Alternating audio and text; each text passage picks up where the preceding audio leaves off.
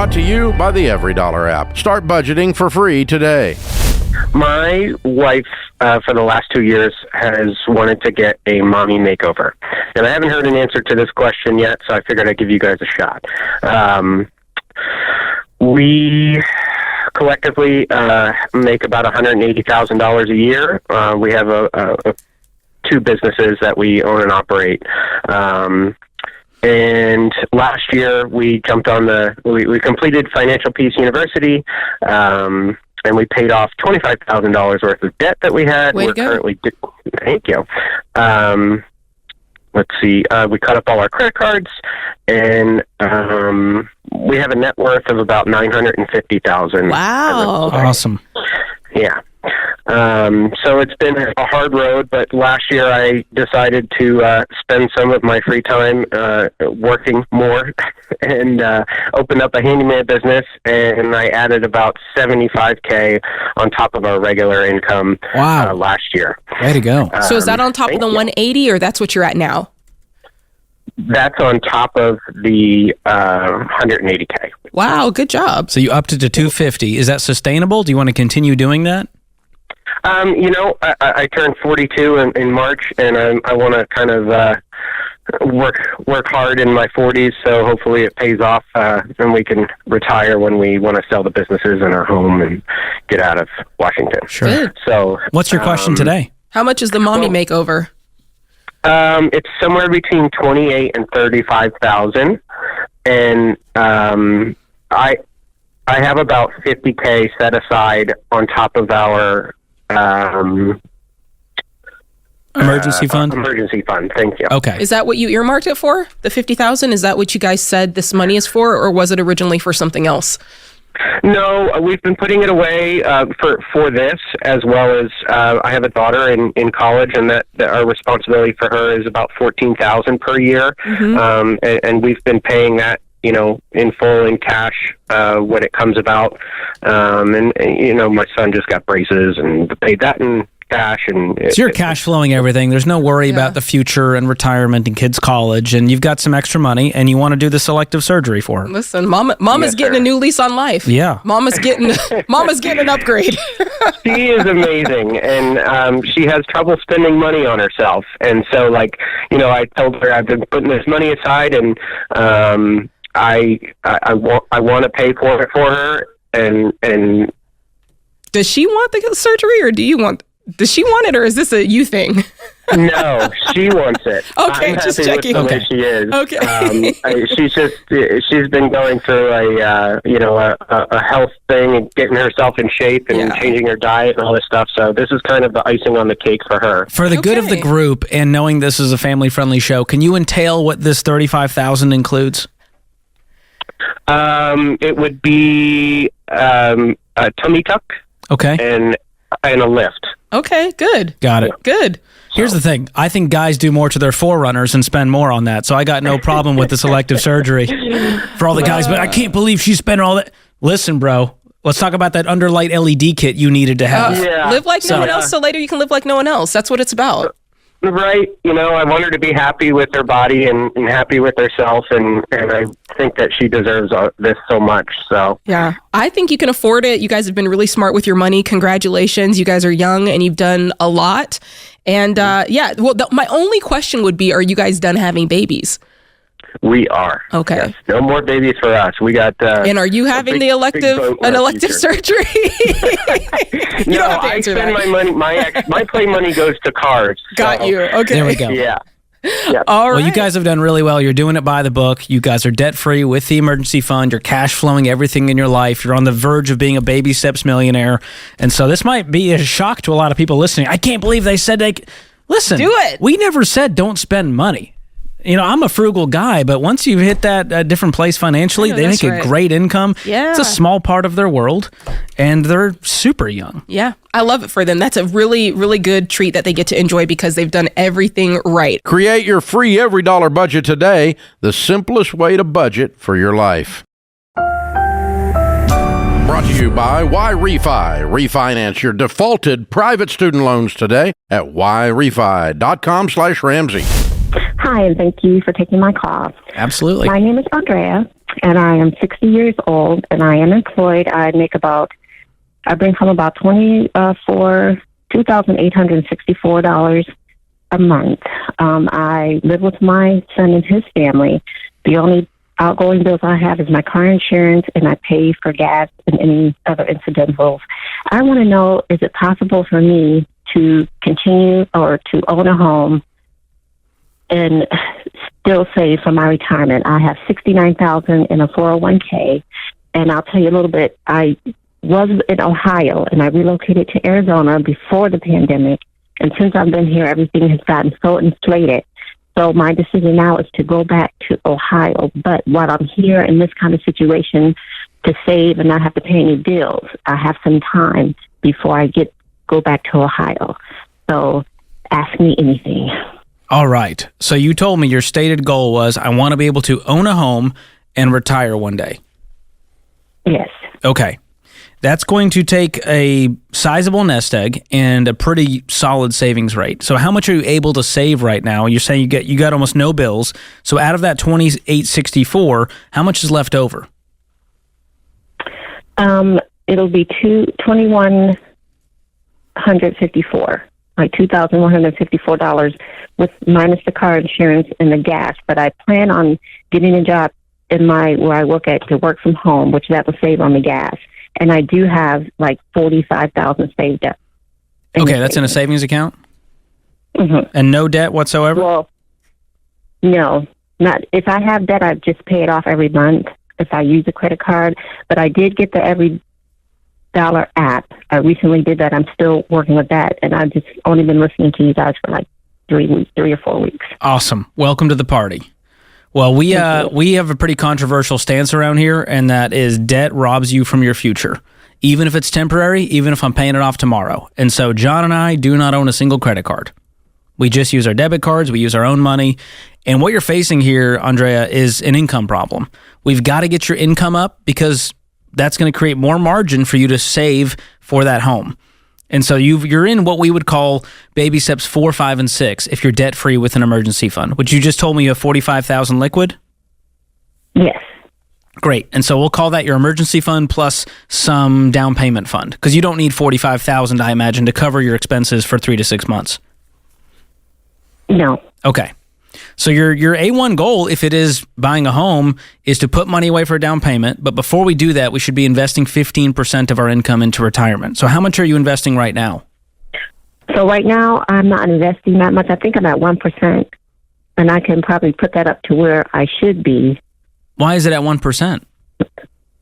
Because in my mind of thinking, before I listened to you guys, I was going to get more in my check to save more. But that just hasn't worked out as well as I wanted it to.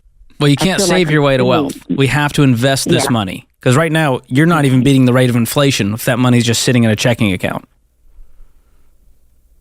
Yes. If you invested, the stock market, the U.S. stock market last year, Andrea, in 2024, returned 24%. So you put $100,000 in that account, now it has $124,000. Do you see the difference? Okay. Invested in the stock market? And we're not saying a single stock. You're going to do mutual funds within that retirement account that will grow at a steady pace, probably 10 to 12% over the next 10 years. And that will at least help give you some cushion. I don't know that we're going to have a dream retirement at this stage of the game. We might have to do what John Deloney says and choose our reality and grieve what could have been and create a new picture of what's next. Why don't you want to live with your son? I don't want to. I just don't want to be honest. You get to do whatever you want. I know. Going all the way back to Ohio, that's a long way. It feels like an intentional move away from family. Well, it'll be away from it'll be away from this family, but then my sisters and brothers are all back east, and they're all getting older, and they're all like sickly. Okay. And I guess I wanted to be closer to them. Not that I don't want to be closer here, but it's easier for me to get here. Right now, it's not easy for me to get there. Gotcha. And be there as a help. Is there a possibility you could move in with one of your brothers and sisters in a garage apartment or something? I'm just trying to reimagine buying a house right now versus if you're going to be in a caretaker role, moving in with somebody. I could. That is a possibility. I'm not going to lie and say it's not. It's a possibility.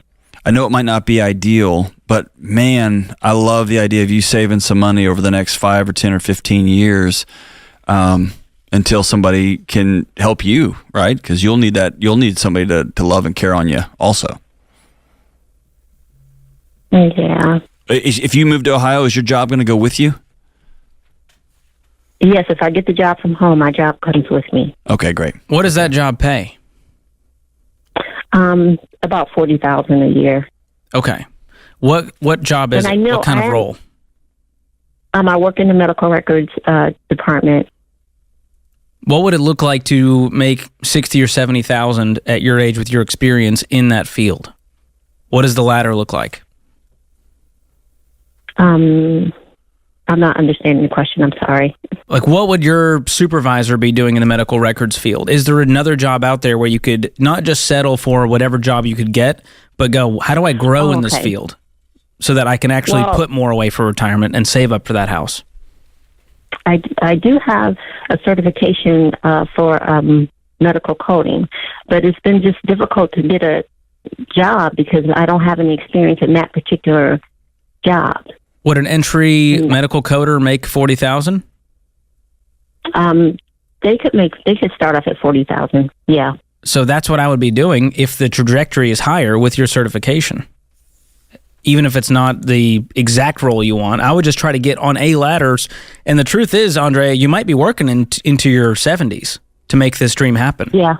Are you okay with that? I realize that. Mm-hmm. Yeah, okay. I am. I just crunched the numbers for you. You know, you got 69 grand in that retirement account. You keep investing, let's say $1,000 a month. If you can do that to 72, you'll have over $500,000 in that nest egg.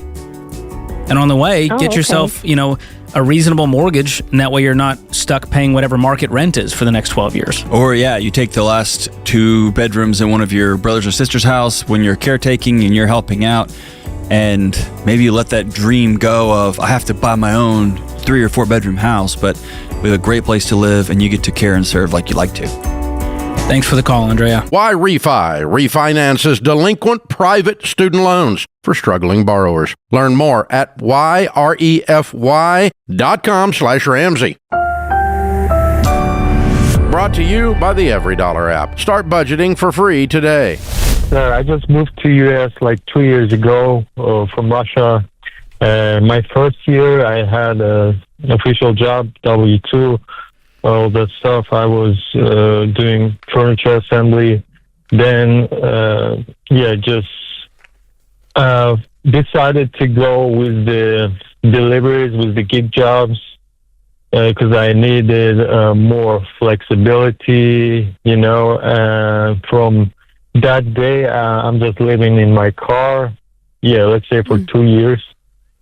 And, I'm just sick and tired of saying that everything is okay to my family when I do a video call and they're asking if everything is okay. I'm like, yeah, everything is okay. Yeah, literally, I'm sending them money. You're sending them money? Yeah, for sure. How much? How much? I would say 1K, sometimes 1.5. So $500. So $500 to $1,000 a month you're sending to Russia? I would say 1,000. $1,000 to $1,500. Oh, I missed that. I'm sorry. To $1,500. Okay. Yes. And what are you doing for work right now? I caught the story, but I'm curious. Are you still doing delivery? Yeah, still. So from the day I decided to go with the gig jobs, I just moved out to my car because that job was providing me with the housing and all that stuff. Yeah, but from the day I decided to go with the gigs, I live Okay, let me ask another question. You mentioned you went to these gig jobs because you needed flexibility. Why do you need flexibility? Because I'm training, I'm boxing. Okay, yeah. So you're here. That's why I need. Are you pursuing a professional career in boxing? Yes, sir. Okay. All right. This is starting to add up. So in Los Angeles is where your trainer is. That's why you chose Los Angeles. That's the best spot for you to be training. Exactly. Is there any other city in America, Ryan, that you can get this kind of training? Of course there is, but when you get in the gym, it's you get used to. It's like family, It's like family, you get to know people, all of it, yeah. I get it, but I think she makes a great point. And I got to say, as a boxing fan, I grew up watching boxing. Okay, so I got to tell you, I really like this. This is interesting. And I got to tell you, it's all about your trainer. It's not about the gym. It's about the trainer. So are you locked into somebody who really knows what they're doing and somebody that has been very successful, has trained champions before? At what level is your trainer? My trainer is his background is in Muay Thai. He's a two times champion. Okay, yeah, but I just started a year ago on January. I have my next fight next month. Are you a pro yet, or are you still an amateur? No, I'm not pro yet. Okay, Ryan, here's the point, okay, because we really got to get to the point of this deal. Los Angeles is where you're based, and it's super expensive in Los Angeles. It's like one of the most expensive cities in America. And I understand you need flexibility, but I think there are other options for flexibility that you can do. And but you got to choose here. In other words, you've got this responsibility of sending money back to your family in Russia. You've got this responsibility to train at a level to try to be a professional boxer. That's a lot. I get that. But we still got to live. And something has got to give here. And you can't live in a car any longer. That was how you started the call. And that's what we're trying to address. Mm-hmm. So in order to get you out of the car, we got to get more money in your bank account. To get more money in your bank account, you got to get a better job. This is common sense. You're with me on this, yes? Exactly, yes. Okay, Ryan, your family in Russia, how dependent are they on this $1,000 to $1,500 a month? I mean, my small brother also works. He also supports. He's at home. He's in family. Okay. My father, he's not working at the moment, Okay. At the moment, they are really dependent, and actually, I found a new gig. If you know about a process server job. Yeah, I get it. Yeah. You're serving people subpoenas. Exactly. I just thinking about starting that stuff and see if it will bring me more money, which is more flexibility. Yeah. What about a roommate? I mean, how much do you need right now? I want Rachel to walk through the numbers for you. Because rent in Los Angeles, Ryan, I mean, that's what I'm curious. Is how much for a crappy apartment? You're a boxer, so let's go Rocky here. All right. So we got a few cockroaches around. But I'm like, but it's what's that cost you? $2-3 grand. Well, what is it, Ryan? What would it cost you, even with a roommate? What's the least you could get into an apartment? Just you mean shared room? Yeah. What's the least you can get in? Room. I would say 1,000. Starting from 1,000. $1,000. Estimate. All right. So how much are you bringing home every month in this current job? In this current job, it's not stable. I would say 3 to 4. That's your net. Yeah, that's after taxes. So after you send, what are you doing with the $3,000 or $2,500 that's left? Is that for food? What is that for? Boxing? What are you spending the rest of your money on? I wouldn't be able to say exact amount where it goes, but I would say for boxing, for food, I feel like when you live outside, for food goes a little more when you versus when you prepare. Okay? Sure, yeah. Yeah. So what I would do, Ryan, what I would tell you is you have to prioritize where your income's going. And right now you don't know exactly what it is.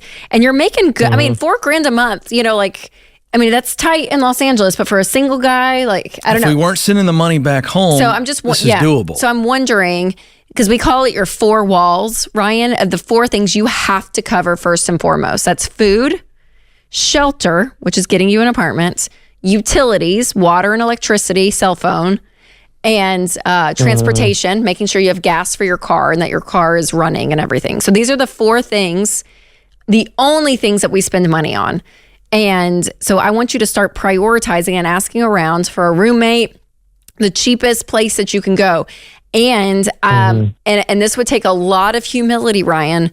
And again, I don't know your family situation back in Russia from what you were saying, but it would take a lot of humility. But I mean, I just to get you in a stable place so that you can send them, continue to help them, because I think that's a beautiful thing that you're doing.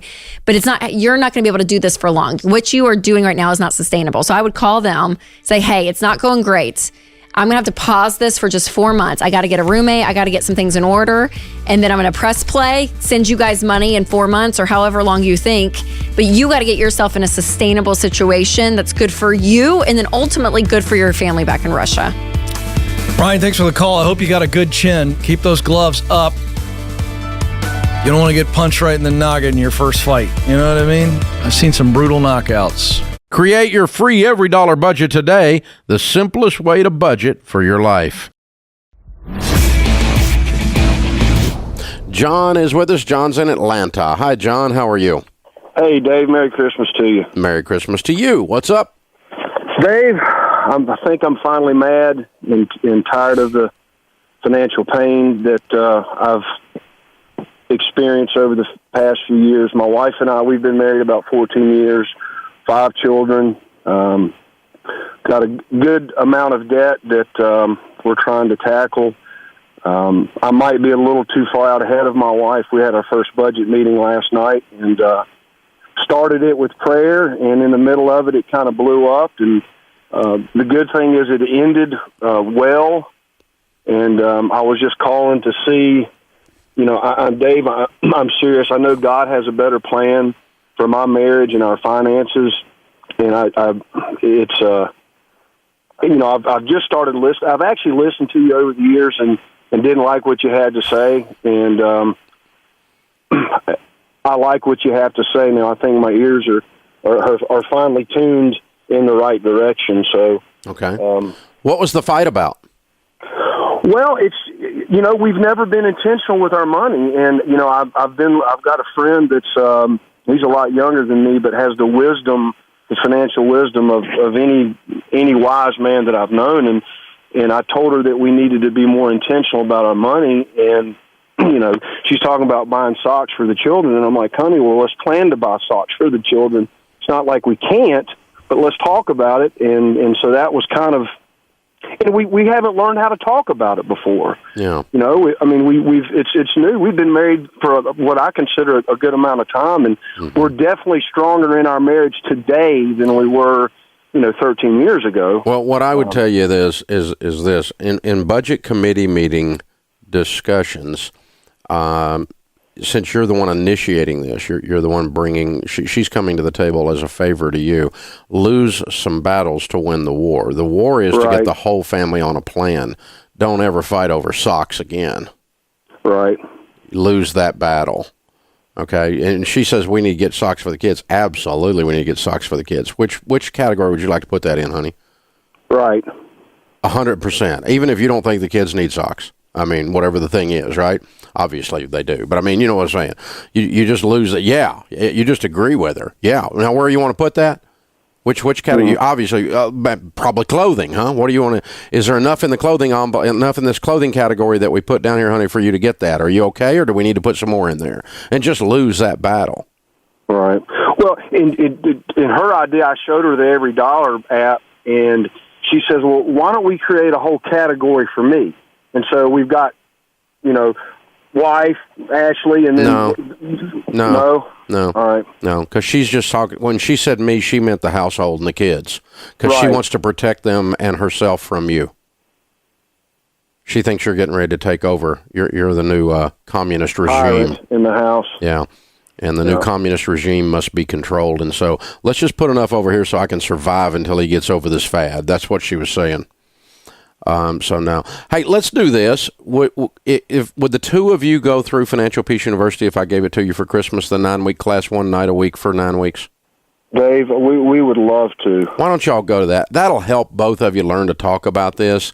And but no, we don't need a her category where most everything's under her, like the important stuff like food and kids and that kind of stuff. And then over here you get to try to get out of debt on the other side. No, we both need to be in agreement on the thing top to bottom, but lose some battles to win the overall war. Hold on, I'll get Kelly to pick up. We'll get you signed up for Financial Peace University. You guys are in the right place now. You've had an initial discussion, and you're disgusted and ready to go. And this is perfect timing. It's the first of the year coming up, and man, it's a great time to start something fresh and something new. And this class will rock your world, change your marriage, give you all a way to talk about this, and you won't have to be the bad guy. You'll learn how to pull into the process rather than push into the process. And pulling's just a lot more effective. So hold on, we'll have Kelly pick up. We'll get you going on it, dude. It's an honor to talk to you, and thank you for calling in. Merry Christmas to you. This is the Dave Ramsey Show. Hey guys, thanks for watching. If you enjoyed this video, click the subscribe button to get the latest content and check out these other great clips from the show.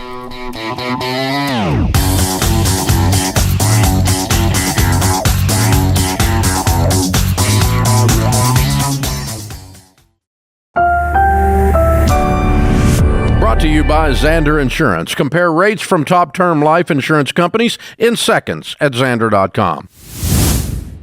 Quick question. I am just curious. My financial advisor is recommending that I open a whole life plus 100 life insurance policy. Of course. And so I would just love y'all's wisdom and input on that. Well, here's the simple wisdom. Fire them. Okay. You don't have a financial advisor. You have an insurance salesman posing as a financial advisor. Yeah, so I guess the situation is they are recommending to open this to supplement income if the market is down. No, we know all this, Jake. No, we know how the scam works. We're just telling you it's a scam. Yeah, so saving you a little bit of time, anything you tell us that they told you, we've heard. Yeah. So George is feisty today. Very feisty. I just hate... I believe you ate and left no crumbs. Is that what the kids say? Yeah. Yes. Ate and left no crumbs. Thank you for that. Yeah. I'm trying, folks. I'm really trying. I hate nothing more than when people get ripped off. And I'm glad you're catching this before you jumped into it. And we have to tell you, cancel the whole life policy and fire your financial advisor. And so I understand what they're telling you. Here's the key. Any good financial advisor would tell you, you should not mix insurance and investing. If you want to invest, be my guest. If you want insurance, get you some term life insurance. But you should not mix the two. It's a very crappy product. Just the internal cost of this thing could implode eventually because of how expensive it is and how high the commissions are for the insurance agent. I only recommend term life insurance because it's simple, affordable coverage. And you should get it only from Xander Insurance because they work for you, not the insurance companies. Xander compares all the top term plans to save you money so you don't get ripped off with insurance that they market like a so-called investment. Term from Xander is the only life insurance I would get from my family. It's all I've ever bought and all I've ever recommended. Go to Xander.com or call 800-356-4282. And so they don't have your best interest at heart. That's the bottom line. And any financial advisor who's worth their salt would tell you, oh, Jake does not need whole life insurance. He needs to invest in XYZ fund. And so they should be, I don't know where you found this person. Is this an old buddy of yours? It's mutual, one of their sister companies. Okay. I would say no thank you, and I'm going to actually pause and I'll circle back when the time comes, and then just never circle back. You do it as politely as you need to, and if you want a trustworthy financial advisor, jump on RamseySolutions.com and click on Trusted Pros, and I can guarantee you they're never going to be pitching you whole life insurance. You just gave me a great idea for a segment that James will never approve. Hit me. Pitch it. We could do old school shock jock kind of radio, but nothing shocking, and we would just be on with Jake. Well, hear me out. Okay. We would be on with Jake right now, and we would have James and the fancy, they're all smart back there, and they could dial up this guy's advisor. Oh, we hear it live. And the guy answers. Jake's on the call. We're over here. And Jake goes, hey, so-and-so. Listen, I'm getting back to you on the proposal. I got a couple guys with me on here. And you and I now jump in and we go, hey, so-and-so, it's Ken and George from the Ramsey Show. And we just had a great talk with Jake. And Jake has authorized us to say this to you. No thanks. And we hang up the phone. That's it. We do it for him. It's not ugly. Yeah. It's not unkind. I'm sure. But Nick you is a just good said person. no thanks. And I like it's no thanks. I'm down, Ken. I'm down. Let's do it. Do you like that? I love it. It's not unkind. And we're not trying to be rude. But it's a kind of you're fired. But it's like, by the way, you're on the Ramsey Show and no thanks. I'm just impressed James liked one of your ideas. You know how rare that is? Well, to be fair to James, my ideas are not necessarily very easy for him to like. Ken's eaten food on the show several times, so That's I'm pretty true. sure I don't turn down Ken's ideas that much. I know. I'm actually making James out to be, he's very nice. He's one of the nicest people on the So planet. pleasant. No, I thought it was fun, James. I really didn't think it was a serious pitch. But if we could do that, I do think it would be entertaining. Because here's why I'm saying this. Jake calls. Here's what's going on. How many times do we get that call in a given month about whole life? Probably 5 or 6 at least. But this is an industry that still thrives. Yes. They're still out there. And boy, if you've ever heard Dave talk about whole life, holy smokes. I mean, when we get a whole life nice call, about it. oh my gosh. When he calls, I put a helmet on. I And think when somebody whole life calls, hurt Dave as a child. There's that level of anger and trauma involved. anyway, no thanks, Jake. George gave you, I like that, was very kind because you're a classy guy. Yeah, I don't No want to be a thanks. jerk. No thanks. That's our new thing. No thanks. If anyone depends on your income, you need affordable term life. Never cash value insurance. Visit Xander.com today for quotes. Brought to you by the EveryDollar app. Start budgeting for free today. So my sister has been on probation for from work for the past few months, and she just told me this last week. So it looks like she's going to be laid off or fired for poor performance, and she's called to let me know that she's going to be moving in with us. So this is not okay with me for several reasons, financial boundaries, home dynamics, etc. So I don't know what to do. I mean, I feel really bad. She's my sister. I have an extra bedroom, but I don't really have the space or, I'm in debt myself, so I can't take on another person. And so I'm just calling to get your advice. How old is she? Almost 60, or 59. 59? Yes. I thought you were going to say 19. So why can't she perform at work at 59 years old?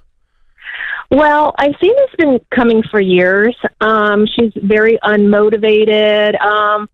She's smart. She has 2 master's degrees. She's got a 6-figure job, but she's just let her life go downhill slowly but surely. Her weight, her finances, her job performance. There is some prescription pain medications that come into play, which I think just zap her motivation to perform well. But, she's let this happen to herself, and now I feel like I'm expected to solve her problem for her. Yeah. And so you and I both know that loving her well is not allowing her to continue on the path that she's on, instead make her face down these demons and turn the corner on them, right? Right, exactly. And so coming to hide in also- your spare bedroom is just enabling her continued spiral. I agree. And So just she'll tell be her very that. choosy. Just tell her that. And she'll be very I love choosy on you what too type of much. job she I wants. don't care.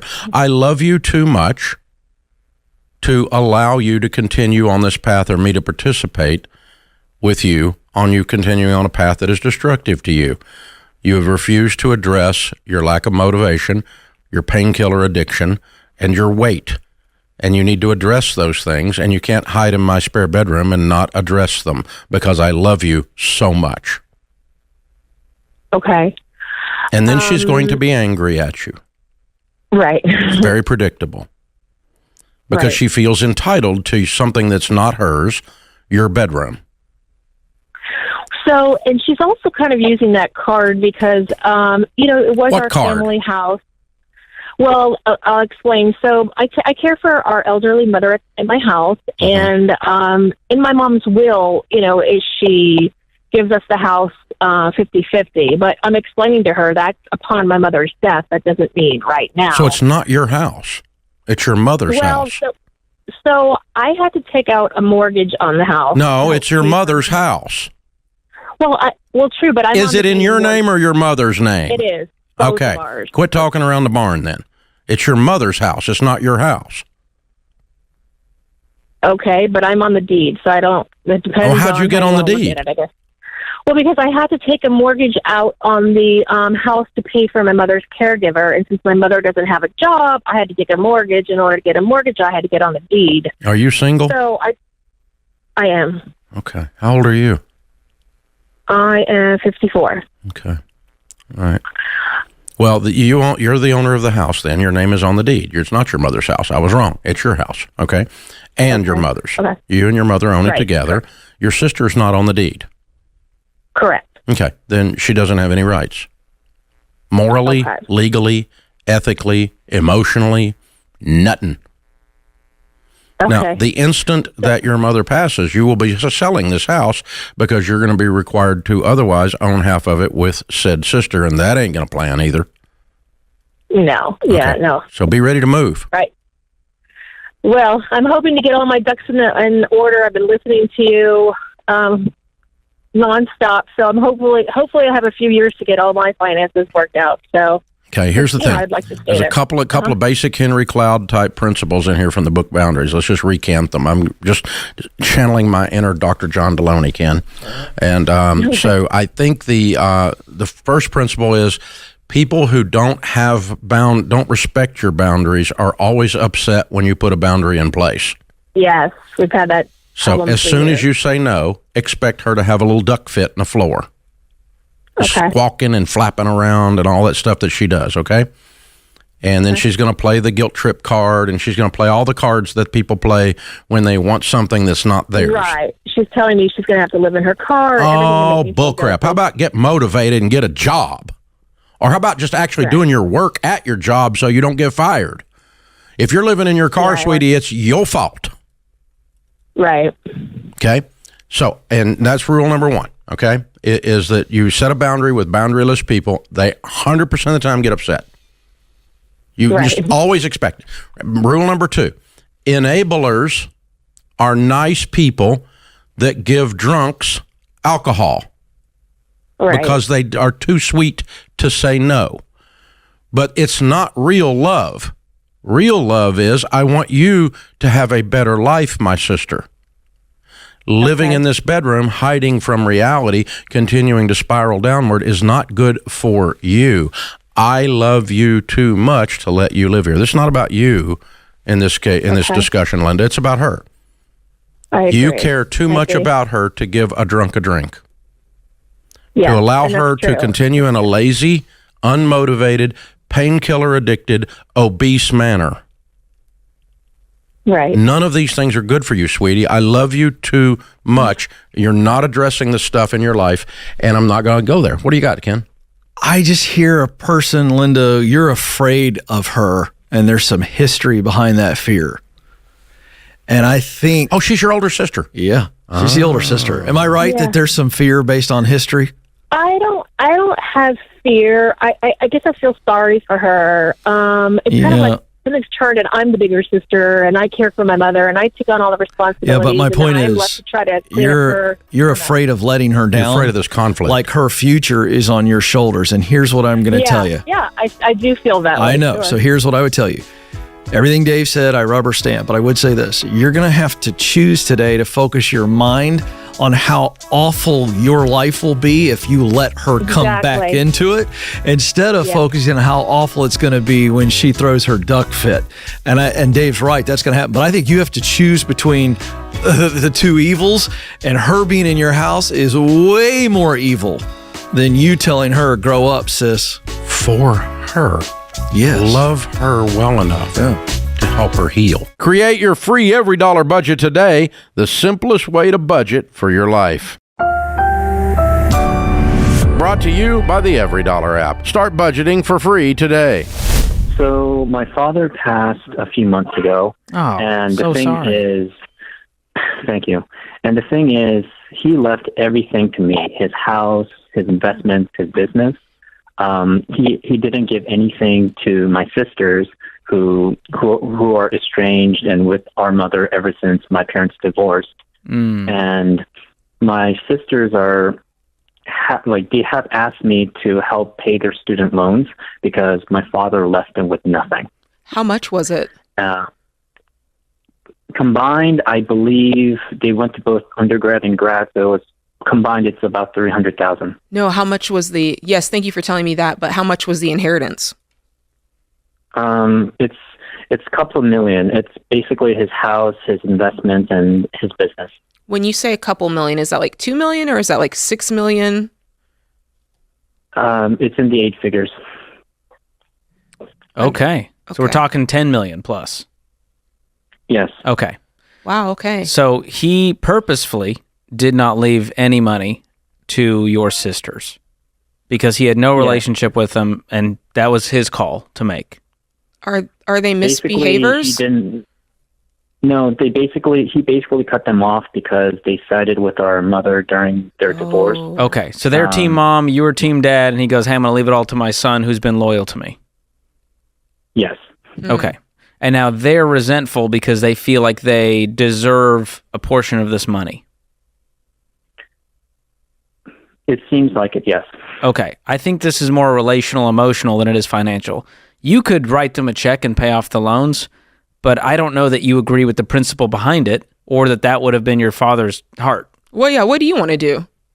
What's your heart lean towards? Meet Every Dollar Budgeters Christy and Steve. They used to fight about money. I'm the spender. I'm definitely the saver. Now that they budget with every dollar, they're on the same page. Money is definitely one thing we do not ever fight about. Having the budget gave me the permission to spend. Knowing that the money is in each category, it just allowed us to work together better. Now that's what we call a win-win. Now we just have to pick paint colors. We can't help you with that. Every dollar. Create your free account today. What's your heart lean towards? I don't want to disrespect my father in any way. Okay. And do you have a relationship with your sisters, or is it estranged as well? It's estranged. Okay. So they've only come to me only for very unique cases, or when they were going to college or grad, they came to both my father and I for money. My father, I know I was there. My father refused to pay for them, and that's why they have the debt to begin with. So it's been transactional, this entire relationship. But can I ask, because here, where I'm sitting, and you've given us, thank you for sharing what you've shared so far. What I'm trying to weigh, and George, I don't know how you're looking at this either, but I'm trying to weigh if this was a decision that was made out of dysfunction, which is I'm forcing you to choose sides, and you guys are children, so you're choosing whatever, I don't know, the parent you like the most that day, that sort of thing. And is this your father, having a kind of just an immature moment, right? Or is this really a reason that is with good reasoning behind it of, hey, I cut them off because they were misbehaving in this way and they made these poor choices? Or is it literally just simply, I don't like your mother anymore and they like her, you're dead to me? So my mother had an affair. That's why they divorced. My sister sided with my mother because they liked the affair partner more. And I sided with my father because he was my father. Got you. Okay. So you can't see how they would stand by someone who would do such a thing, basically. Yes. I understand. Okay. I think you're going to be resentful if you give this money. And I'd rather them be resentful towards you than you be resentful towards them. Okay. There's no easy answer here. They're going to hate you, but it sounds like they didn't like you to begin with. They just used you for transactional moments. And so I don't think this is going to change anything if you say, that wasn't my father's wishes, I'm sorry. Listen, I got more to I feel more to it than that. How old were you guys when this happened? I was 17. My sisters were 15 and 13. That's interesting to me. Listen, I don't think there's a wrong or right to this. I really don't. It feels very extreme to me that I'm not saying I'm right. I'm just telling you my thoughts. it feels extreme to me that a parent would put children in a situation where they have to choose. And because something about the situation made you guys feel like you had to choose, right? And not really. I mean, the thing is, I did not know about my parents' affair. Apparently my sisters did. And they said nothing. And yeah, they said nothing. Which is not on that's not on the daughters. It's on the parent to not put them in the position to keep that secret. Like, kids are kids. Teenagers, they're kids. A 15-year-old doesn't have the emotional bandwidth to navigate that. Yeah. And probably thinks, oh, I'm going to be disloyal. Like, kids don't understand what role to play in that. Now, looking back on adults, we can look back and go, maybe I should have done this, maybe I shouldn't. Who knows if they've done the right therapy to work through those things. I just feel that on a surface level, to punish the children for a spousal misbehavior because the children didn't react in the way that the adults felt should have happened. I do struggle with that. I'm not saying you're wrong. I'm just telling you called in. So I'm saying I do have a little bit of a struggle with that. It's not an error on your part. It feels like an error on the dad for saying, I'll show you, and kind of putting a lot of that sting and unforgiveness for what mom did on the kids. I'm no therapist, so that's just my 2 cents. This is tough. I'm not going to lie. So my father, he suffered very greatly from the divorce, very emotionally. Mm-hmm. I know because I was there. Rightfully so. He dipped into the alcohol. He dipped into alcohol for a while, but he built himself back up. You know, and he showered me with love and attention because I was the only one that he had. And I don't want to in any way disrespect his wishes. I think he had a purpose to when he wrote his will and he never changed it. Mm-hmm. I think he had a purpose to when he refused my sisters for the college. Mm-hmm. And that's only a drop in the bucket. There have been numerous instances where I know that my father has tried to reach out, especially when my sisters had their kids. Mm-hmm. And they didn't want anything to do with him. So can I ask this question? Did they, okay, he wrote them off because they followed mom. Did they then write him off because he wrote them off? Was it, do you see what I'm saying? Who wrote whom off first? My sisters, definitely. And what was their reason for writing him off if he was completely an innocent party in all of this? I don't know. That's the part I'm trying to understand. It's one thing for them to be like, we still like mom. Like, we don't want this, you know, and for whatever their reasons were, they continue to have a relationship with her. But what would make them completely disassociate from dear old innocent dad who did nothing wrong but love them? It was basically, from what I understand, the affair partner was very charismatic. He bought them a lot of stuff, and this was back when my father's business wasn't successful. Okay. So much to say, he probably bought their love and affection. Got it. Yeah. Got it. So it was a materialistic relationship. Here's my final take on this. Again, not trying to play armchair therapist, but I think you're not ready to forgive your sisters and cause reconciliation, and giving them this money feels like you're taking that next step. Is that accurate? I know that the thing is that I want the old grudges to die. At the same time, I want to respect my father's wishes. And because my father was a God-fearing man, he was very devout. And I know that forgiveness is in the Bible, but I don't know, you're right, I am not ready to forgive them for the pain that they caused my father. Neither my mother, neither my sisters. That's it. You just said it out loud. If you're not ready to forgive, you're not ready. Don't forgive yet, but I think you should eventually. And my final take is, I do think that him cutting them off was a little bit of dysfunction on his part. And I don't think that they necessarily deserved that. It doesn't sound like, I wasn't there, but based on what you said, I don't know if I'd want to keep that dysfunction going. Yeah. And I want you to be giving out of joy. Mm-hmm. That's how giving should be done, Yes. not out of, I just hate to be doing this with a clenched fist. So I'd read that Bible again and see if all that grace and mercy talk might eventually heal some of this relational dysfunction. So sorry, man. Create your free every dollar budget today, the simplest way to budget for your life.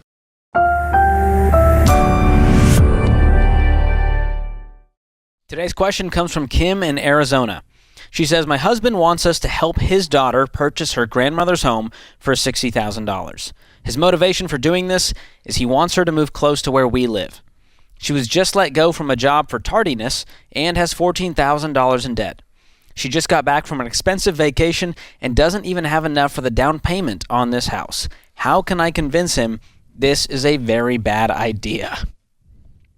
Wow, the art of persuasion. It's a difficult one. I don't know that you can convince him of anything. It sounds like he's made up his mind that his daughter needs to have this house regardless of her financial situation, which is a bad place to be. So Kim knows this is a bad idea, but she's asking, how do I get him on board with the fact that this is not the time for her to purchase this house? There is a few times in my life I have been an enabler.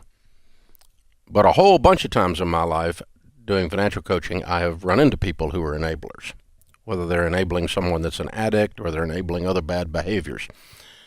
Enablers, which your husband is, Kim, are the nicest people. They want to help. They're very sweet people. If you're an enabler, I know this about you. You're a kind, gentle, compassionate, you're not a grouchy person. You're a sweet person. Because enablers always are. They always feel like they want to help. And he wants his daughter close to him. That's sweet. And he wants to help his little daughter. And he's helped her a lot over the years to the point that she's basically useless. He's helped her so much that she has no character. She can't seem to show up at work on time. She's a grown-up who can't even scrape together the money for this. I mean, he's created a mess. And Kim, the only thing I've ever been able to do with enablers, because they are convinced that they're helping, and they are helping people do the wrong things, and they're the sweetest people, is I just tell them, I just say, you're so sweet. You need to realize, though, that when you think you're helping, you're actually hurting. So, honey, I don't think you should bring harm to your daughter. I think you should love her enough to not bring harm to her. And to participate in her craziness, to participate in her irresponsibility and encourage it by financing it, is bringing harm to her. She needs to learn to keep a job by showing up on time, get her freaking work done.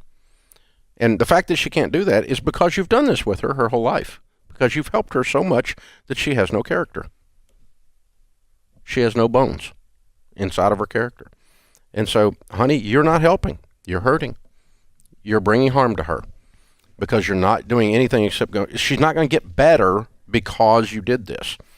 Now, the goal is for her to live closer to them. And the grandmother's house. That. And the grandmother's home is in the deal, too. So there's also some sentimental value here. Emotion and sentimental value.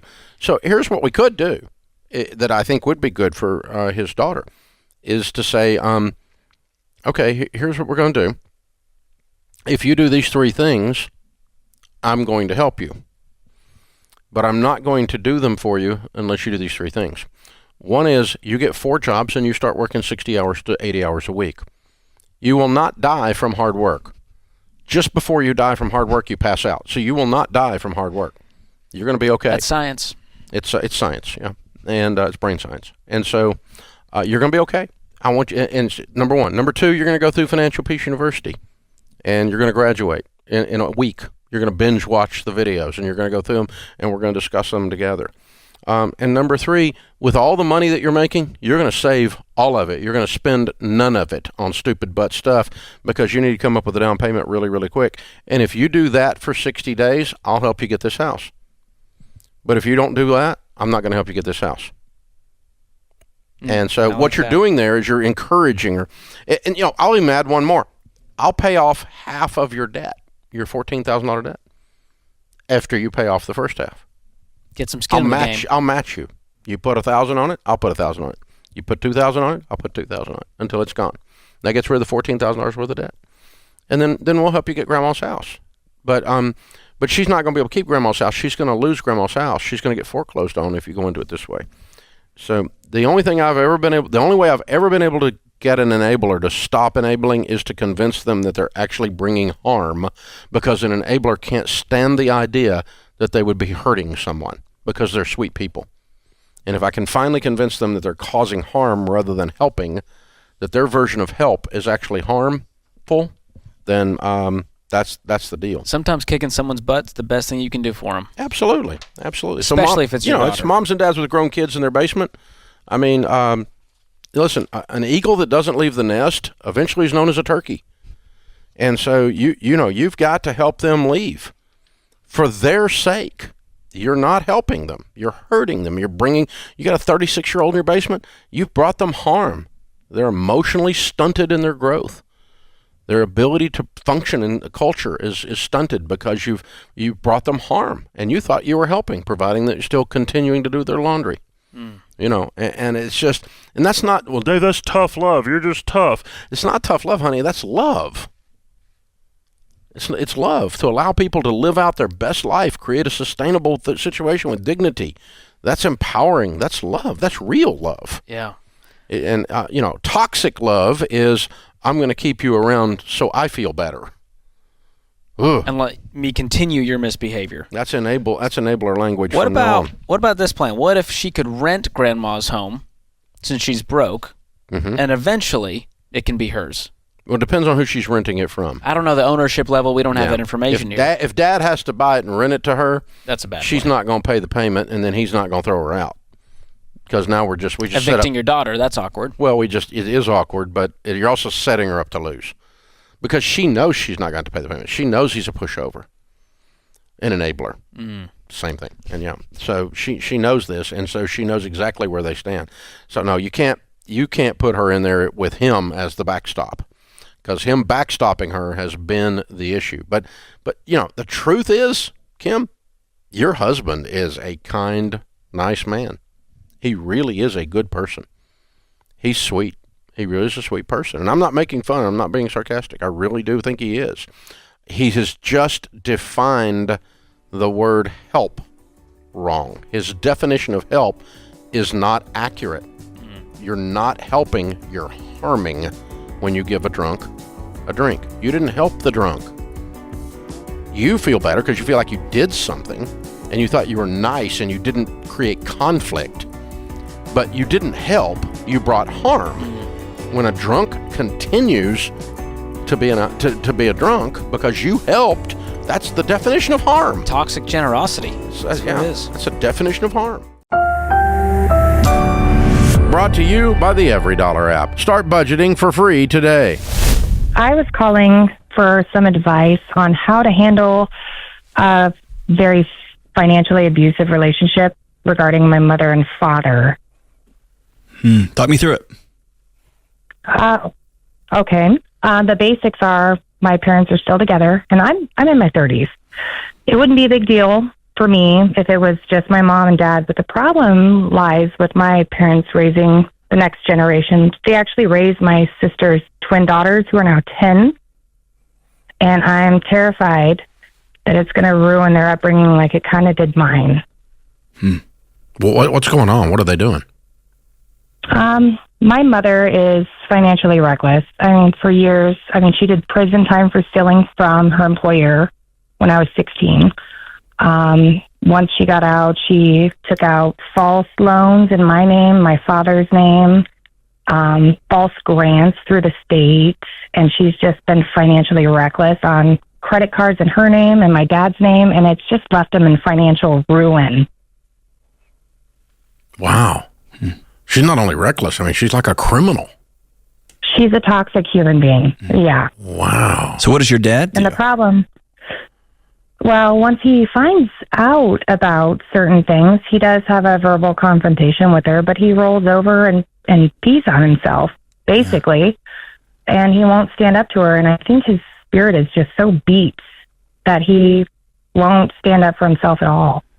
And I'm just left here as the auntie who's trying to make sure that her nieces don't go through the same situation that I went through as a child. So you experienced all of these things as a child because she was doing the exact same behavior and he was doing the same behavior. You talked about that twice. How do you think it affected you? Because you sound pretty adjusted to me. No, well, thank you. I'm not saying it didn't hurt. I'm not saying it wasn't a problem, but lots of therapy. There you go. Was it lots of therapy? Is that what did it? Therapy helped a lot, removing myself from the toxic situation. My mom kicked me out when I was 17. Okay. Right after she got out of prison, because there was a fight between us on, the vehicle situation after she got out. So I had to grow up real fast. I raised my younger sister for the last 4 years of her life. How does somebody with a criminal record get custody over 2 7-year-olds? Because it was over 10 years after the fact. So after 10 years, their felony is erased or expunged from their record after 7, I believe. Okay. So, and they were in the system.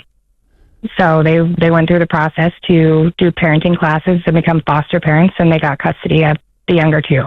So whenever I hear a conversation like this, I always want to ask what feels like an obvious question, but it's only obvious when you're looking from the outside. It's really hard to see on the inside. What of this can you do anything about? And the way you've outlined it, you can't do anything about your mom's behavior. She's been who she's been forever.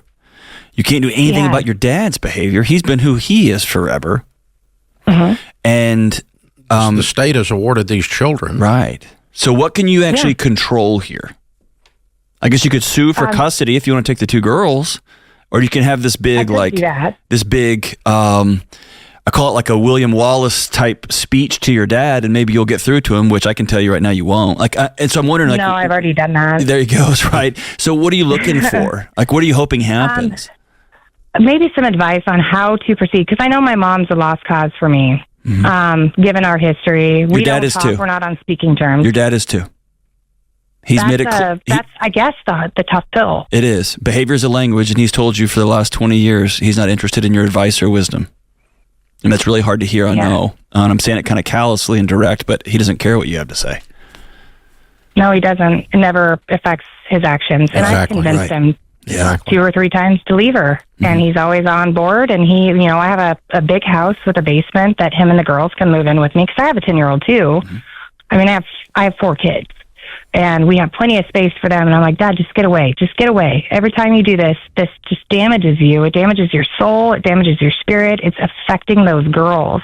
And you're teaching them and conditioning them that this is okay behavior. And it's not. And it took me years to figure that out myself. Yeah. So I don't know if I should just wash my dad off and be like, Daddy, I love you. You're my favorite person in the whole world, but I cannot. I don't know that you wash him. I don't know that you wash him. I don't know that you wash your hands of him. He's still your dad, but he is. He's my favorite human being. You might quit trying to fix him. Yeah, you live in reality. Yeah. So I guess that's what I was asking for, is just maybe a secondary opinion on looking at this from the outside and telling me I'm doing everything I can the right way, and there's no fixing them because they don't want to be fixed. Exactly. There you go. And that's really one of tough. the hardest things in adulthood is that other adults are allowed to misbehave, and you can't make them not. If they called here, I can hang up on them and move on to the next one. But but I can't make them. I can't make them go on and do it. Right? Exactly. I wish they would, because I know what would happen if they did change, and I know that this can be fixed. I know that the power of God in their life, for instance, could intersect either your mom, dad, or both, and in a matter of months, I've seen people change their whole households. And then they seek out the therapy to finish the work, and they do all the stuff they need to do. But my grandmother used to say, those convinced against their will are of the same opinion still. And so that you're just barking at a brick wall is what you're telling us. I mean, so I think you pray for them. And I think if you ever think of someone that might speak into their life that they might listen to, because it's not you, that you send that person over there.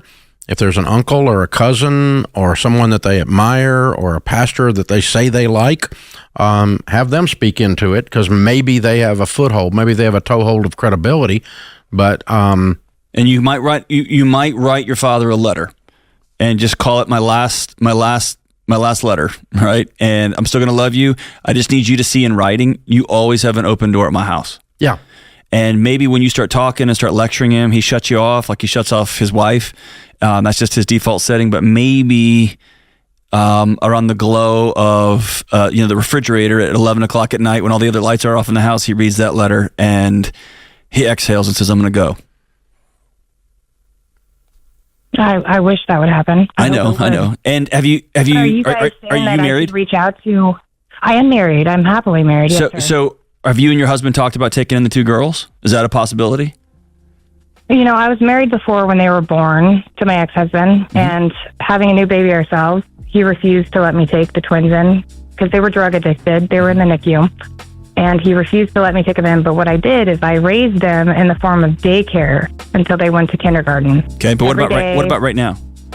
Right now, no, they're in school. No, would you take them if they would let you? 100%. Okay, make that offer in the letter then. There you go. Yeah, maybe make that offer and say we would love to let them grow up around their cousins and take that burden from you guys. Yeah, you guys deserve to be free in your retirement years. There you go. And that'd be an interesting thing to see happen. But yeah, I think you're right. You just got to lay it out there. It's heartbreaking, man. It's heartbreaking. We don't do grief well in this culture. Create your free every dollar budget today, the simplest way to budget for your life.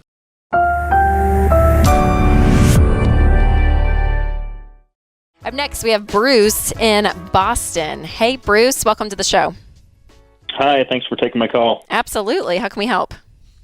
Well, I'm in kind of a mess. So my wife and I have been married for 20 years.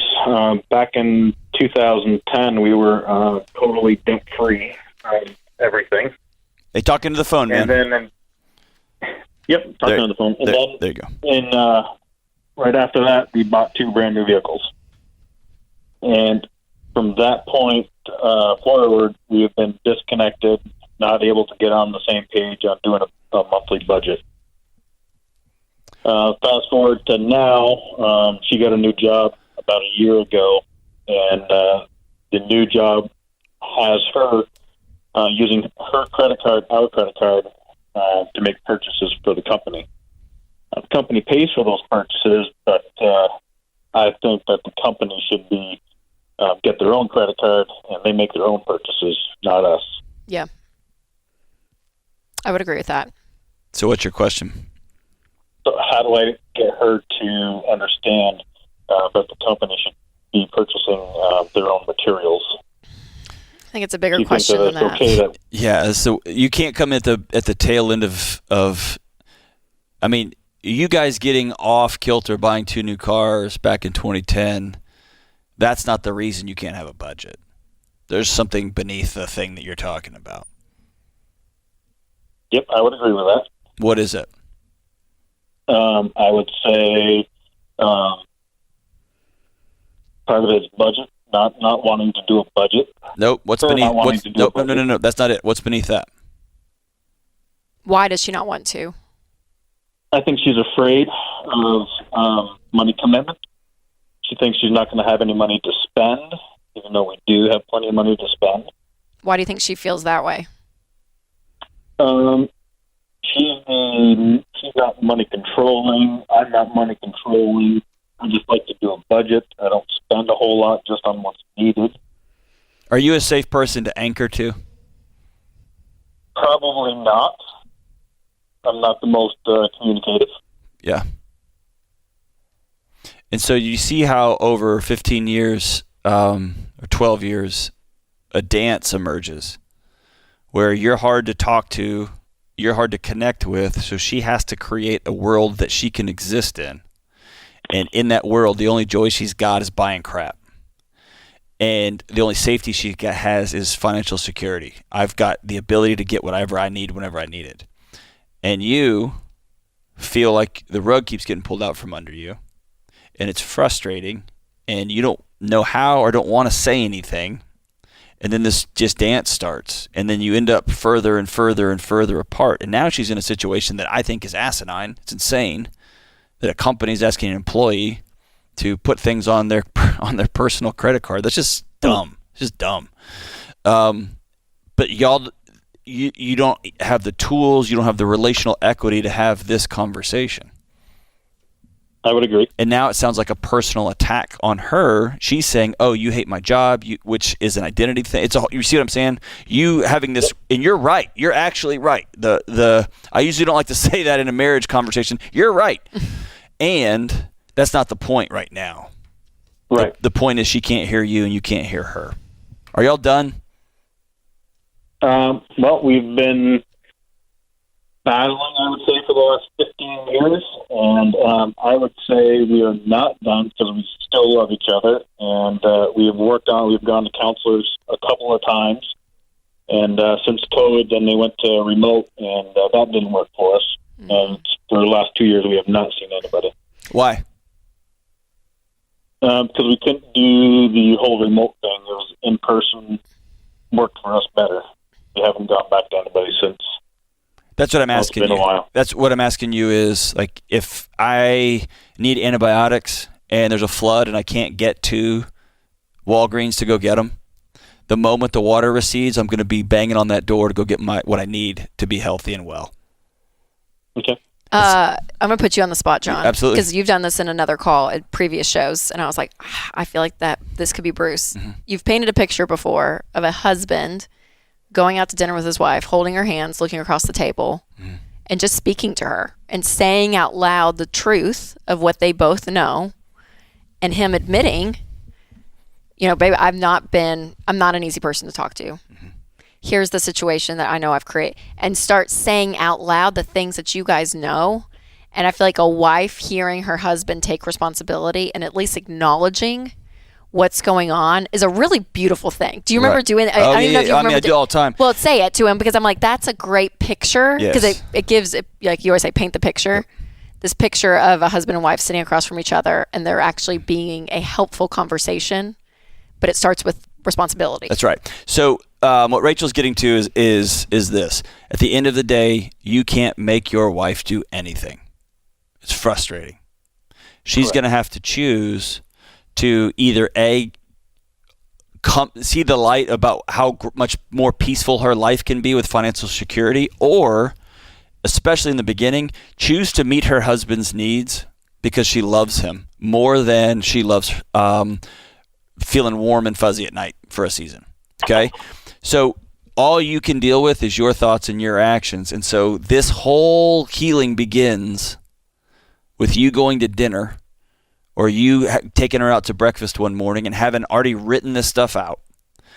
And you hold her hand and you look across the table at her and say, not, we need to, or you need to. No, I have screwed this up for 15 years. And that's you being husband. Yep, that's extreme ownership. It's you taking a knee and saying, all I can own up to is what I've contributed to this.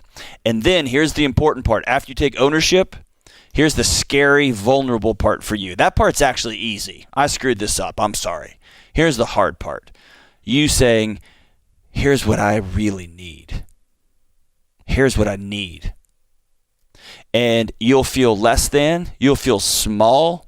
You'll feel not like the Boston man that you think you are. But I'll tell you, the time when my marriage was on the rocks, brother, and I sat down, and one of the things I told my wife is, I said, I'm ashamed to even say this out loud. I'm a 6'2" Texas male. But I need you to say you're proud of me, because I'm working as hard as I can for one thing, and that's to make you proud. And I just want you to say that I'm doing a good job. I just needed to hear that. And it was embarrassing to say, and it was a moment of catharsis for me to say it out loud. And my wife said, man, it would have been awesome to know 15 years ago, and now she doesn't miss a beat. And I wish I didn't need that, dude. I wish I was so cool. I did. I just wanted my wife to think, because I really tried to impress her. And I wanted to be enough for her. And so it's you mining you, going way down in the depths and saying, what do I need? I feel scared and terrified and unsafe with how much money we owe. I'm terrified. It would mean the world to me if you help me feel more safe by doing a budget with me. That's totally different than, you need to get your butt on a Ramsey plan. You see what I'm saying? Yes, that's totally me. Okay, yeah. Don't do that, because you know what? I'm not talking to you either, man. And I'm going to go. It doesn't work. Yeah, no, it doesn't work. So this is this is going to take some time for you to write down your needs, to be honest with yourself. Here's what I need. Because it starts out with, I need more sex. What I really need is more undivided attention from you. I need your attention. I miss you. I need intimacy. I need us to just be like, hang out. All right. So it starts in these big announcements. I need us to get out of debt. I'm terrified at how fragile our economic situation is in our home. See, there's a difference there, man, and I want you to get to those needs and write them down and take her out and have that conversation. Stay on the line. I'm going to send you the Questions for Humans cards for couples, and it'll give you all some things to talk about as you're having these hard conversations, and it'll give you some tools to practice having conversations again. That's great. Thanks, Bruce. Thanks for calling us. Hope all well for you and your wife.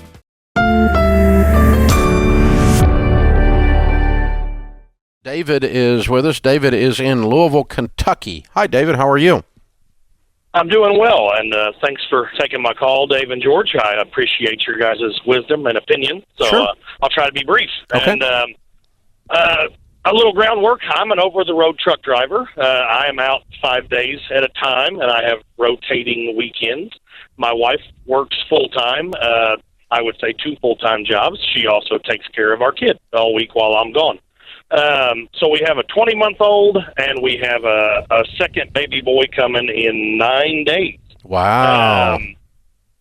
So, yeah, Mama's got her hands full. I try to help while I'm there, and this job does have predictable schedules, which really helped a lot. But here's what happened. There are a lot of relational stuff and a little financial thing, but I do wonder your thoughts on the financial thing. So when we put the second car seat in she had a small SUV. I was the one who said, this thing's a little tighter than it needs to be in here for you having to pack them out in and out all day by yourself. We might look at some other options. So we talked about it, could not agree on makes, models, anything. I'm looking at minivans. She's looking at SUVs. We actually went and physically looked at some cars just to get some ideas, try to compromise on things. And there was a little compromise on cars, different makes and models. And then we were trying to figure out what would be realistic in our range with the trade and all that. And there were several, we both got a little sticker eyeballs there and then tried to back away from that. And there were several talks about, we're not going to finance anything different than where we are now to get into the vehicle we need to be. A lateral move is fine, but we're not going to go backwards. Next thing I know, Saturday, she sends me pictures of this van that she just went and picked up and financed $10,000. We owed $5,000 as it was on a car, and we had the money to pay it off. We were doing the stork mode thing, and I don't know if she just had a change of heart. We had a commitment conversation last night, and we agreed there's a lot of individual and relational counseling needed to figure out how we even got to where we thought this was a good idea. My thought on the financial side is we turn right back around and sell that van, and whatever the gap money is between the sale and paying off the loan, that's what we go by. She seems to still think, I don't know at what level, that this was a good idea and that we should keep it. That it's just $5,000 further backwards, and that we can pay it off if we buckle down. So I'm curious what your thought is there. Wow. Well, I'm vacillating between this lady's completely overwhelmed with 2 little babies. She's pregnant, and the fact that she completely lost her dadgum mind. And That's went kinda where I'm again at. and went against everything in the relationship, lied to her husband, and acted like she wasn't even married. So, I mean, part of me is sympathetic to where she is and how overwhelmed she is, and I get all of that. But part of me is really ticked at her right now, and I suppose you're probably 10x of both of those. Exactly, and I do understand on the one hand, not necessarily a van, but a bigger vehicle is the right choice of vehicle. The loan is completely separate from that. But this decision-making process that is completely out of control, you're not going to ever have anything financially until we solve whatever is broken there in her mind on how relationships work. So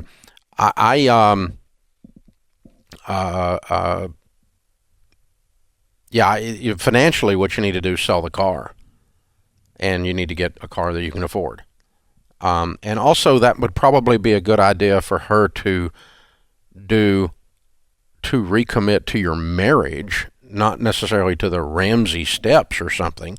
You guys may decide together that you want to go deeply in debt. If you want to do that, that's fine. But the first thing that has to happen is you all have to get on the same page and agree to keep your word to each other. You just can't have a relationship where you just don't keep your word to each other, or where you act independently, unilaterally of each other like this. There's just no data that says that creates a quality relationship. Yeah, the financial piece can be undone today, but the relational piece, the trust, that's going to take a while to build back up. And I think you're right that counseling is in order. And on the financial side, do you guys still have other types of debt outside of this car loan? Yeah. How much? How much? A little bit. Yeah, they're working. They're working baby step too. We're close. We had $5,000 left on the cars. This current car is now 10, so an additional 5 or 6. Yeah. She has a $17,000 student loan, which would have been the next thing we tackled, and then some petty collections that she has from old credit cards. Yeah. My guess is your wife feels like that she's been running her life by herself already for a long time because you're just never there. And she feels abandoned, and she just had to do what she had to do as an abandoned single mom. I'm thinking that's where she is emotionally. You don't feel like that's where she is, but I think that's where she thinks she is. I agree with that. That's probably pretty fair for how she feels emotionally. I guess my concern is, and I've don't downplay that at all, but at least relationally and financially, we agreed to be on the same page, and then you went and did. Yeah, I mean, I'm livid of her breaking her word and just doing this, but I'm trying to figure out what level of distress she must have been in to do that, because it sounds like you all had very clear conversations, and then she just went and did whatever the flip she wanted to do anyway. So which it just tells me she's just in freak out mode, I guess. I mean, because this lady does not sound like someone who is obstinate, arrogant. She doesn't sound like that person to me. She sounds more like somebody who feels, I think she's a cornered animal and she bit you. You know what I'm saying? Yeah. That's how it feels. So you got to get to the bottom of that before you can fix this van thing. The van problem is the symptom. It's not the thing. So, it may be, dude, you're coming off the road and you got little babies, and she's overwhelmed, and you may be coming off the road and doing something else so that you can be there for your family for a season. I don't know, but I do know you need to sit down with a marriage counselor for sure. I'm not qualified to unravel all this. I can kind of get on her side for a minute, but there's no way to justify what she did on the other hand, so I can get on your side and be pissed about it too. I get it. I understand where your head is, but I'm trying to figure out what caused this so it doesn't happen again. That's the thing, because if you don't break this, you're going to be broke your whole life. So, yeah, sit down with a good marriage counselor, my friend. So, a couple days ago, George and I took a call from an over-the-road truck driver he had been talking with his wife about trading cars, and without talking to him, she went and traded cars and went further into debt. He was pretty irate about that because we're not in agreement about that, and she just went and did whatever she wanted to do. And we talked to him for a few minutes. The more we talked to him, the more, if you go back and listen to the call, the more we were questioning what's really going on, because he set her up, threw her under the bus pretty much, and then we're like, yeah, I think you're over the road. She's pregnant. She's got a baby due in 9 days, and there's something else going on here. You read between the lines. I actually said you may need to come off the road and take care of your family, and you guys need to get in marriage counseling. So she apparently was listening, or went back and listened to the call, and disagreed with a whole bunch of the things her husband said about her, and the conclusions we came to about her as a result, and so forth. So sent us a long email. And so we thought it'd be fun to kind of go back through that, because it's really interesting. So here's the deal. Well, let's just say, okay, I listened yesterday, got to hear the call you took from my husband regarding the purchase of a van, resulted of financing $10K. I know responding probably won't get airtime to resolve the plethora of issues you two seem to pick up on, but I felt at least I could provide some context for my actions that would hopefully lead to a rebranding of my sanity, because I said she may have lost her dadgum mind, and accountability for the situation. The truth is, partially, as you put it, I was backed into a corner and I bit back. So it sounded like they couldn't come into agreement, and he's on the road, left her, stranded with a bunch of kids, and she just did whatever she wanted to do, kind of thing. That was my point. And so then she goes on for about a page and a half explaining why it's okay to borrow money to buy a van and all this stuff, which of course is not true. My husband didn't mention that he's packed all of his things and moved out. That's true. He did not mention that, and has taken half of our emergency fund with him about 9 days before I deliver our second child. Oh, really? That's just nice. No, he didn't mention that because I probably would have ripped him a new one for doing that. It's like, if you're going to leave, you don't leave 9 days before a baby comes, doob. This didn't just suddenly happen. So, yeah, we would have, George and I would have teed off on him on that. Me more than George, but because George is generally nicer. Too nice. She closes with, I'm not stupid, I've not lost my mind, but backed into a corner with no other resources or choices. I think I can own this one. And that's after rationalizing again for 5 paragraphs that buying the van was a good idea. So let's go back and regroup on this whole thing for a little bit. Number one, I don't like it when any of you, none of us at Ramsey like it, when you take our good common sense advice that is meant for you to prosper in your family and you weaponize it to use it on your family, or weaponize it to use it on your spouse. There's a thing in here where she says he refused any car I looked at because he said, Dave always says, if the answer is no, we don't do anything. If we can't come into agreement, the answer is no. Well, that's a general principle, yes. But what's going on here is you two are a hot mess. That's what's really going on here. Both of you. Jessica, you with your rationalization, which I completely understand how you get there in the middle of him being a control freak and you getting ready to have a baby, and I get all of that, but you rationalized your butt off, girl. I mean, it's ridiculous. And him with his lying to us and weaponizing advice that we give here and using it to verbally thrash his wife with. You guys desperately needed marriage counseling a long time ago. Long time ago. Yeah. Long before he calls on this radio show. And we certainly did not tell him to pack up his stuff and move out. And it sounds like he did and that if you before go back he and ever listen to the called. call, nowhere did we even intimate that he should do that. We did tell him, you guys need marriage counseling, and baby doll, you did need marriage counseling. You do need marriage counseling. You guys are a hot mess. You bow up and just go do whatever the crap you want to do and go deeply in debt and buy a van that you shouldn't have. Against his wishes, which indicates that you guys are not on the same page and have serious marriage problems, and he's being a twerp and a control freak and not coming up with some way to take care of his pregnant wife and kids and get her into a car that works. Well, to that end, everybody wants what they want instead of serving each other in this marriage. She says, to quote him, I don't care if it has a welded 5-gallon bucket for the front seat. You'll drive what I pick or I won't agree to it. Because Dave says if you can't agree, you go with who says no. So see, I buy it. That has never come out of here. I mean, that's just completely weaponizing the advice here. So, yeah, Jessica, you have a mess. Your husband is a mess. You're in a mess. And you did a stupid thing in the middle of all that. And it hurt to have her laundry aired out, on national radio. Well, too. I don't blame her for that, too. And I pick on ladies getting ready to have a baby in 9 days. Oh, my gosh. So, but the point is, guys, if you can't get together on what to do with money, it's not a money problem. If you can't get together on what to do with your car, it's not a car problem. That's a marriage problem, and it's usually a selfishness problem.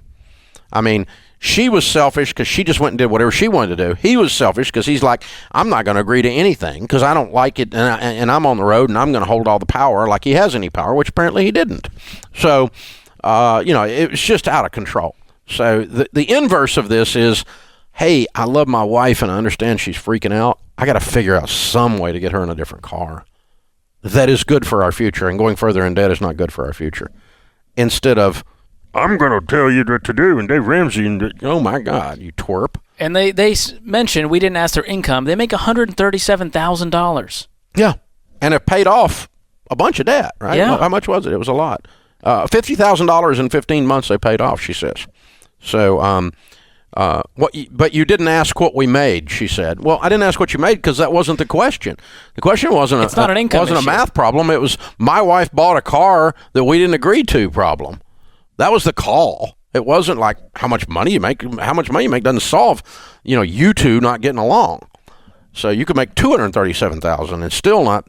You still shouldn't go do that, and he still shouldn't put you in a position that you felt like that was the only thing you could do. So you two are you're a hot mess. You're a hot mess, and you need to be in marriage counseling, both of you. bad. And so, because here's the thing, Sharon Ramsey goes and does that, I'm going to have a problem. But I'm also not going to put her in a position that she feels like that's her only way. And if she feels like that's her only way, then she's got a serious Cinderella syndrome, like she deserves it, entitled, and I'm arrogant and whatever. Then we got another issue going on, and we're going to be sitting down with a professional and helping us guide through our relationship, because apparently we can't guide through it ourselves. And we've done that. 10 years, after we were married about 10 years, we about killed each other that year. And so we, marriage counselor saved our lives and our marriage. Saved my life, because she probably would have killed me in my sleep. But so I distinctly remember driving the crappy, you remember, this is how bad it was. You probably have seen these on the road. They're still out there. The two-tone blue Astro vans. Oh, yeah. You remember those? Yeah, those were real ugly. This is like the minivan of minivans. And it had like a bazillion miles on it. And I fried the transmission out of it, pulling the boat, because it wasn't designed to pull a boat. It was a lightweight little thing. And put a new transmission in it. And this thing, it stunk. It had Cheerios like neck deep in it. We'd raised little babies in it and dogs, and it was a mess. And she was over this van. And rightly so. It was a piece of crap. And we were starting to make a little money. We finally got a little bit of money. And she's like, I want to get a Suburban. I want to get an SUV. I'm like, that's $20,000. Might as well be that gum $200,000. What do you mean? Well, you got $20,000 coming in down there at your company, our company. You keep telling me it's mine. I want some of the money out there. Buy an SUV. I'm like, yeah, but that $20,000 we can use to invest in this thing we're working on, and it's going to make us $100,000. If we buy this car for $20,000, and we went back and forth, and I went, ugh. And we kept arguing about it. Finally, I had this moment where I went, you know what? It's not an either or. It's a win.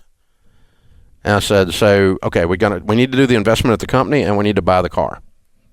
And which one we do first is the only thing that mattered. And so we just put her first. She won. There we go. And you know what? When she won, I won. Boom. Isn't that interesting? Here's the takeaway from this story, Dave. They've got a child on the way, and right now they're both being children. We need less children in this family. How's that? Now you'll get another email, George. Uh-oh. Yeah. You changed your brand. This is The Ramsey Show.